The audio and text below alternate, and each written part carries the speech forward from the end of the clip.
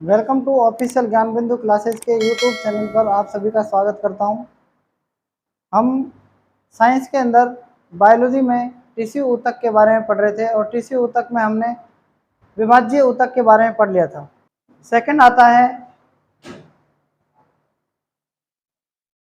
स्थूल कोण ऊतक। कल तक हमने मृदु ऊतक के बारे में पढ़ा था। आज हम पढ़ने जा रहे हैं स्थूल कोण ऊतक। तो ये जो है ना दूसरा, ये स्थूल कोण है। स्थूल कोण का बेटा कौन है? स्थूल कोण किसका बेटा है बताओ? स्थूल कोण किसका बेटा है? स्थूल कोण वैसे तो जो ऊतक हैं वो दो प्रकार के होते हैं, पादप ऊतक और जंतु ऊतक। हमने पादप ऊतक पढ़ रहे थे। पादप ऊतक के अंदर पादप ऊतक दो प्रकार का होता है, विभाज्य ऊतक और स्थायी ऊतक। विभाज्य ऊतक के बारे में हमने पढ़ लिया है।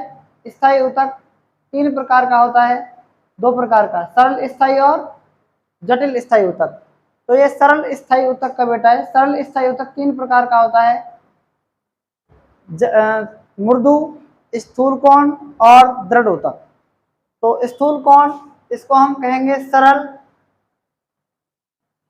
स्थायी ऊतक। ठीक है, सरल स्थायी ऊतक। हमने कल तक मृदु ऊतक के बारे में पढ़ा था। आज हम पढ़ने जा रहे हैं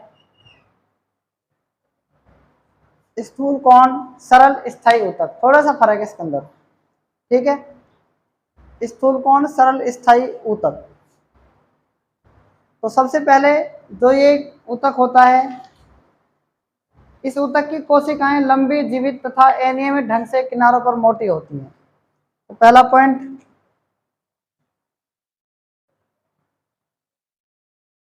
इस ऊतक की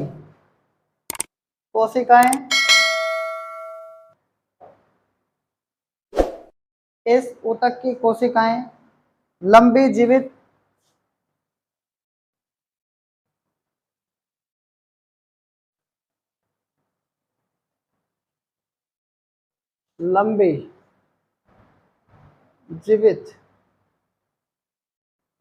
तथा किनारों पर मोटी होती हैं। किनारों पर मोटी होती है।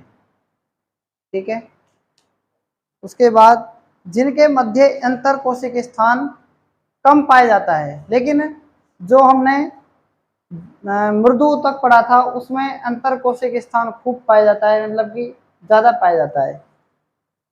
तो इस कोशिकाओं के मध्य, या इन लिख दो, इन कोशिकाओं के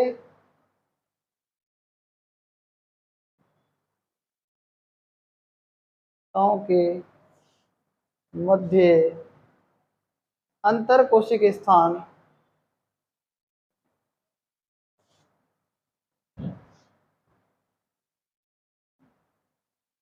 कम पाया जाता है।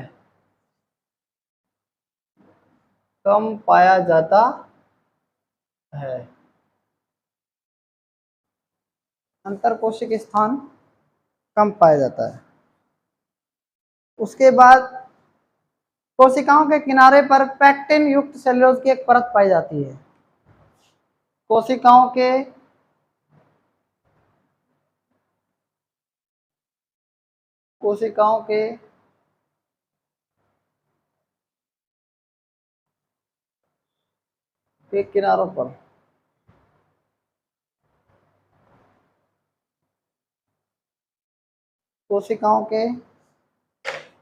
किनारों पर पैक्टिन युक्त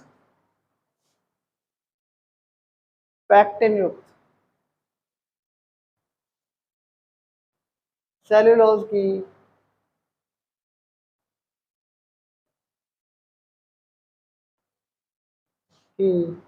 एक परत पाई जाती है।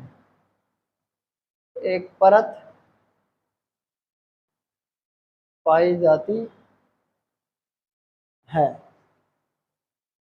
आपको याद रखना है, क्वेश्चन पूछ सकता है पैक्टिनिक सेलुलोज की परत कहाँ पाई जाती है, किस ऊतक में पाई जाती है, तो स्थूल कोण ऊतक में पाई जाती है। पौधों में लचीलापन कोलेन काइमा के कारण होता है। पौधों में लचीलापन किसके कारण होता है, कोलेन काइमा के द्वारा, और वो भी पेड़ पौधों की पत्तियों का बिना टूटे। ठीक है, पेड़ पौधों की जो पत्तियां होती है बिना टूटे ही क्या होता है, इसमें लचीलापन हो जाता है। इनका कारण होता है कोलेन काइमा, याद रखना है कोलेन काइमा। यह ऊतक जड़ों में नहीं पाया जाता है, जड़ों में बिल्कुल नहीं पाया जाता है, याद रखना है आपको। और ये कहाँ पाया जाता है, तने के एपिडर्मिस के नीचे। पहला है तने के एपिडर्मिस के नीचे, दूसरा है पर्णवृंत में, तीसरा है पुष्पावली वृंत में, और चौथा है पुष्प वृंत में। उसके बाद इनका कार्य क्या होता है, इनका कार्य पहला है पेड़ पौधों में लचीलापन, ठीक है, और दूसरा कार्य क्या है, हरित लवक जो इसमें पाया जाता है पेड़ पौधों में, वो भोजन निर्माण में भी काम आता है। ठीक है, तो आज आपके दूसरा मतलब ऊतक स्थूल कोण सरल स्थायी ऊतक कंप्लीट होता है।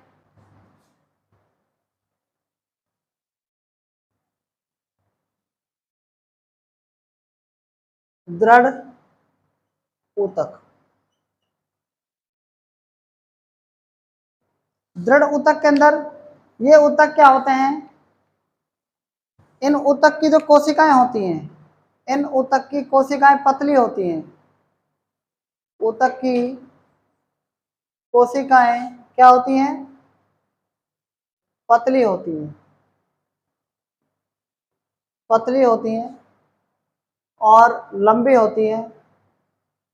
ठीक है, पतली लंबी होती है।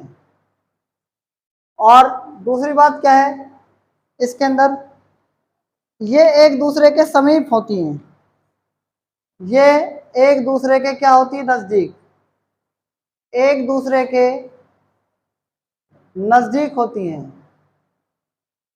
नजदीक होती हैं। जब नजदीक होंगी तो क्या होगा,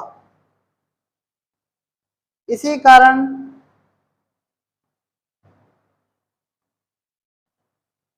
इस ऊतक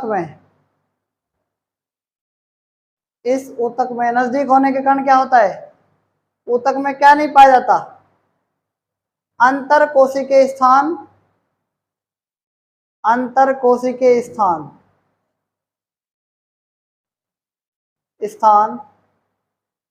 नहीं पाया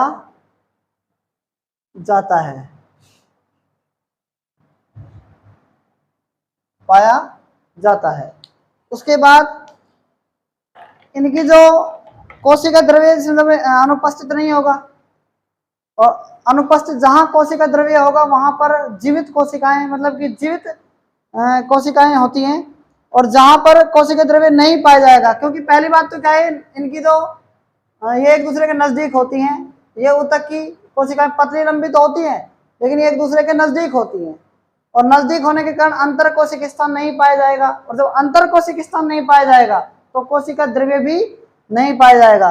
अतः अंतर कोशिकीय के कारण, अंतर कोशिकीय स्थान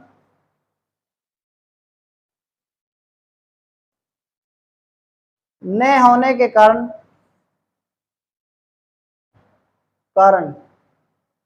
कोशिका द्रव्य भी नहीं पाया जाता, कोशिका द्रव्य भी नहीं पाया जाता। देखो, अतः इसी कारण इस ऊतक में अंतर कोशिक स्थान नहीं पाया जाता, अतः अंतर कोशिक स्थान न होने के कारण कोशिका द्रव्य भी नहीं पाया जाता। अगर कोशिका द्रव्य नहीं पाया जाएगा तो ये ऊतक क्या होंगे, मृत ऊतक होगा ये। ठीक है, इसको याद रखना है कि ये ऊतक क्या होगा, मृत होगा, यानी इनकी कोशिकाएं मृत होंगी। कहने का मतलब क्या है, इनकी कोशिकाएं मृत हो जाएंगी। ये ऊतक कहाँ कहाँ पाया जाता है, ठीक है, ये आपको याद रखना है। तने में संवहन बंडल के नजदीक पाया जाता है, जैसे पेड़ है इसके साइड में इधर। पत्तों की सिराओं में पाया जाता है।